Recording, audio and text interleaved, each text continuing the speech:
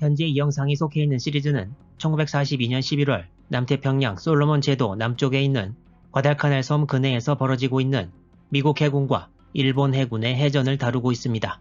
이 지도에서 볼 수 있다시피 당시 일본은 동남아 전체와 중국의 상당 부분, 그리고 태평양의 절반을 장악해서 태평양 전쟁 시작 1년 만에 최대 판도를 자랑하고 있었는데요. 과달카날 섬의 비행장을 장악하고 들어앉은 미군 때문에 엄청난 소모전을 치르고 있었습니다. 현재 다루고 있는 과달카날 해전은 1942년 11월 13일부터 시작되었는데요. 같은 날인 13일 북아프리카에서는 연합군의 반격으로 요충지인 토브룩이 점령되었고, 모로코와 알제리에서는 연합군의 토치 작전이 시작돼서 11월 10일에 카사블랑카가 연합군에 점령되었습니다. 또한 소련에서는 스탈린그라드 전투가 계속 진행되고 있는 중이어서 2차 대전을 치르고 있는 전 세계에서 숨가쁘게 상황이 전개되고 있었습니다. 이제 그럼 다시 13일의 금요일 새벽에 미군 함대와 일본 함대가 난타전을 벌이고 있는 과달카날 해전 상황으로 돌아가 보겠습니다. 이 지도는 미군 핸더슨 비행장이 위치한 과달카날 섬과 인근 해역을 나타내고 있습니다. 비행장 포격의 임무를 띠고 오던 일본 함대는 중간에서 미군 함대와 만나 교전하게 되는데, 전투지역은 사보섬과 과달카날 섬 중간 해역이었고, 한밤중에 난타전을 벌이는 바람에 교전시간 순서대로 정리된 자료가 없다는 것도 언급했습니다. 일본 측과 미국 측에서 각각 14척과 13척의 군함들이 13일 새벽에 전투에 참가해서 해전 역사에서 쉽게 볼 수 없는 근거리에서의 격전이 벌어졌습니다. 양측 함대는 아군함과 적군함을 구별하면서 또한 다른 함과 충돌하지 않기 위해 애써야 했습니다. 교전이 시작된 오전 1시 48분에서 오전 2시 3분까지의 약 15분 동안 많은 일이 벌어졌습니다.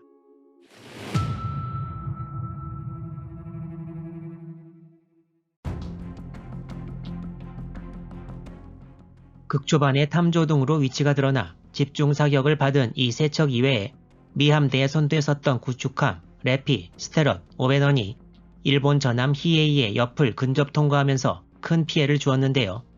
선두에 섰던 레피는 히에이의 옆을 통과하자마자 일본 구축함과 맞닥뜨리게 됩니다. 기록에는 이 일본 구축함들이 일본 함대의 진영 왼쪽에 서서 접근하던 아사구모, 무라사메, 사미다레라고 나와 있습니다. 그리고 레피의 전방에는 히에이의 뒤를 따라오던 키리시마도 있었고, 전함과 근접해서 전진하던 구축함, 테루즈키, 아마츠카제, 유키카제도 있었을 것으로 추측되는데요. 이 여러 척의 일본 함정들로부터 레피는 집중 사격을 받게 됩니다. 레피는 계속 히에이와 거리가 멀어지면서 히에이에서도 사격을 받았고, 어뢰도 명중해 얼마 되지 않아 큰 폭발을 일으키면서 침몰했습니다. 레피의 뒤를 따라오던 스테럿과 오베넌도 집중 사격을 받지만 침몰 위기는 모면합니다. 구축함 레피는 1942년 3월 31일에 취역했는데, 과달카날 해전에서 일본 전함 히에이를 상대로 용감한 활약을 보인 다음에 8개월이 채 안 되는 짧은 일생을 마치고 침몰하게 됩니다. 레피의 247명 승조원 중 함장을 포함해 59명이 전사하고 116명이 부상을 입었습니다. 레피의 침몰 시각은 오전 2시 1분으로 기록되어 있습니다. 자기 앞으로 돌진한 미국 구축함 3척의 소구경포에 큰 피해를 입은 일본 기함 히에이. 구축함들이 옆을 통과하고 나서 전진하는 히에이가 동료 함들과 함께 목표로 한 것은 바로 미 함대 총지휘관인 켈러엔 제독이 탑승하고 있는 중순양함 샌프란시스코였습니다. 샌프란시스코는 히에이와 키리시마로부터 계속 명중탄을 맞고 큰 피해를 입기 시작합니다. 이때 함교에 맞은 명중탄 하나로 켈러엔 제독과 대부분의 지휘부가 전사합니다. 일본 함대의 집중사격으로 애틀랜타에 있던 스콧 제독이 전사한 데 이어 미 함대는 이제 2명의 제독을 전투 시작 얼마 되지 않아 잃게 된 것입니다. 만약 히에이와 키리시마의 14인치 포에서 발사한 포탄이 삼식탄이 아니라 철갑탄이었으면 샌프란시스코는 바로 침몰했을 텐데, 다행히 샌프란시스코는 침몰하지 않고 전열에서 이탈하는 데 성공합니다. 샌프란시스코는 사령관과 함장이 죽고 45발의 명중탄을 맞았지만 살아남게 되었습니다. 샌프란시스코가 전열에서 이탈하자 그동안 계속 일본 함들과 포화를 교환하고 있던 경순양함 헬레나가 샌프란시스코를 보호하기 위해 근처로 다가오게 됩니다. 하지만 이때 샌프란시스코도 일본 함들과 교전하면서 어느 정도 뜻밖의 성과를 거두게 되는데요. 그 대상은 바로 일본 함대의 기함 히에이였습니다.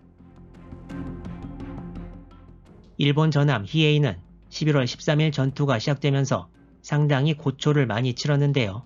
미군 구축함 3척이 쓸고 지나가면서 상부 구조물에 최소 50여 발 이상의 5인치 포탄을 맞았고, 같은 편으로부터 5인 사격을 받은 것은 미군 측만 그랬던 것이 아니어서 일본 구축함 사미다레와 서로 포화를 교환하기도 했습니다. 이어지는 교전에서 샌프란시스코의 8인치 포탄 최소 한 발 이상이 히에이에 명중해서 이 피해로 인해 조타 기능이 거의 상실되는 지경에 이르렀습니다. 또한 히에이는 통신 기능도 큰 피해를 입어 다른 일본 함들과 소통이 힘들게 되었습니다. 히에이는 이제 큰 위기에 봉착했습니다. 이것은 11월 13일 오전 1시 48분경 첫 교전이 시작될 때의 상황도입니다. 기함인 샌프란시스코 아래쪽의 미군 함정들도 초반부터 전투에 참가했는데요. 먼저 샌프란시스코와 거의 같은 중순양함이었던 포틀랜드가 있습니다. 포틀랜드는 교전이 시작된 지 약 10분 후인 오전 1시 58분 우현 후미 쪽의 어뢰를 맞고 스크류와 키에 큰 손상을 입어서 오른쪽으로 원을 그리면서 도는 기동밖에 할 수 없는 처지가 되었습니다. 포틀랜드는 8인치 주포를 히에이를 향해 발사했으나 큰 피해는 주지 못한 듯 보이고 이후에는 전투에 많은 기여를 하지는 못했습니다. 조금 전에 등장해서 샌프란시스코를 보호하기 위해 간 경순양함 헬레나는 큰 피해는 입지 않은 상태였습니다. 미 함대 후미 부분에 경순양함 주노와 구축함 4척도 약간의 시간차를 두고 전투를 벌였습니다. 레피 같은 구축함들이 열심히 싸울 때 같이 큰 활약을 해줬으면 좋았겠지만 교전 시작 얼마 지나지 않아서 일본군 어뢰가 좌연 기관실 부근에 명중해서 기록에 의하면 completely out of action, 순식간에 전투 불가 상태가 되어버리고 말았습니다. 이제 주노는 전투에서 활약하는 것이 문제가 아니라 계속 떠 있으면서 안전하게 후방으로 퇴각하는 것이 급선무가 되었습니다. 후미 구축함 대열의 선두에 섰던 에런 워드의 기록을 보면 이 전투의 상황이 극명하게 드러납니다. 처음에는 탐조등을 켜서 위치가 드러난 히에이를 목표로 사격하면서 전진하다가 갑자기 앞에 나타난 일본 구축함 유다치를 피하기 위해 급히 정지하고 앞에 나타난 어뢰 2발이 좌연에서 우현 쪽으로 자기 밑으로 지나가는 것을 목격합니다. 이 어뢰 2발은 에런 워드의 뒤에 따라오던 구축함 바튼에 명중합니다. 구축함 바튼은 히에이에 어뢰를 발사한 후 갑자기 순양함 헬레나가 앞에 나타나자 충돌을 피하기 위해 정지해 있는 사이 어뢰를 보일러룸과 엔진룸에 한 발씩 맞았습니다. 구축함 바튼은 큰 폭발과 함께 두 동광이 나서 바로 침몰하고 승조원 232명 중 164명이 전사했습니다. 에런 워드도 많은 수의 명중탄을 맞았지만 침몰하지는 않았습니다. 에런 워드와 바튼의 뒤를 따라오던 구축함 몬세는 전투 초기에 함 위에서 조명탄이 터지는 것을 보고 아군 함인 줄 알고 식별 표시등을 켰다가 순간 일본 함으로부터 탐조등과 포탄 세례를 받았습니다. 순식간에 14인치 포 3발을 포함해 37발의 명중탄을 맞은 몬세는 바로 전열에서 이탈해버리고 맙니다. 미 구축함 대열 그리고 전체 함대 대열에서 맨 뒤에 섰던 구축함 플래처는 일본 함에 함포를 발사하면서 싸웠으나 명중탄은 하나도 맞지 않고 13일 새벽 전투를 마칩니다. 일본 함대에서 특이할 만한 전과를 거둔 함은 구축함 아마츠카제입니다. 경순양함 주노를 전투 불가능 상태로 몰아놓고 구축함 바튼을 침몰시킨 어뢰는 전부 아마츠카제가 쏜 것으로 알려져 있습니다. 아마츠카제도 그 와중에 명중탄을 많이 맞았지만 침몰하지는 않고 살아 돌아갑니다.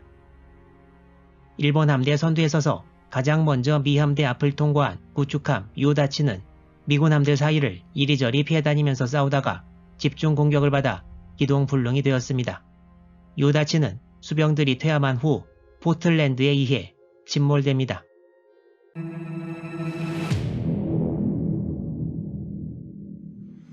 이 상황도는 13일 새벽에 벌어진 전투를 미군 공식 기록에서 나타낸 것인데요. 실제 전투가 벌어진 이 지역은 최대한 넓게 잡아도 가로 세로 약 3-4km 정도에 불과하고 이 지역에 많은 수의 함정이 어둠 속에 서로 엉켜서 난타전을 벌이는 바람에 시간 순으로 작성되고 각 함의 교전 상대가 명확하게 나온 기록은 없습니다. 13일 새벽의 전투에서 일본은 구축함 한 척이 확실히 침몰하고 한 척이 기동 불능이 되었고 반면에 미국 측은 구축함 레피와 바튼이 확실히 침몰한 것 이외에 전투 불능이 된 함들이 많아서 이제 제대로 싸울 수 있는 함은 경순양함 헬레나와 구축함 플래처밖에 없었습니다.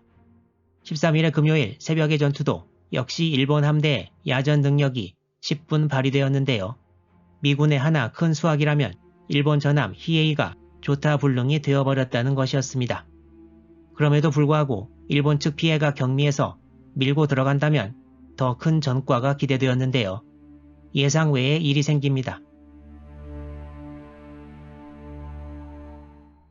11월 13일 오전 2시 25분경 일본 함대를 지휘하던 아베 히로아키 중장은 전 함대에 퇴각 명령을 내립니다. 뒤에 오는 38사단 수송부대를 위한 핸더슨 비행장 포격은 포기해버린 것이고 결국 일본 함대는 초기의 작전 목표를 달성하지 못하게 된 것입니다. 히에이에 탑승했다가 본인도 부상을 입고 겁을 먹었기 때문일 수도 있겠지만 일단 비행장 포격용 삼식탄을 다 써버렸고 날이 밝으면 핸더슨 비행장에 미군 항공기에 노출된다는 것도 이유 중 하나로 볼 수 있을 것입니다. 일본 함대는 구축함 2척을 조타불능이 된 히에이 엄호를 위해 놔두고 퇴각합니다. 이제 조금 있으면 날이 밝아올 것인데 히에이의 운명은 과연 어떻게 될까요? 다음 영상에서 과달카날 해전 이야기 계속 이어집니다.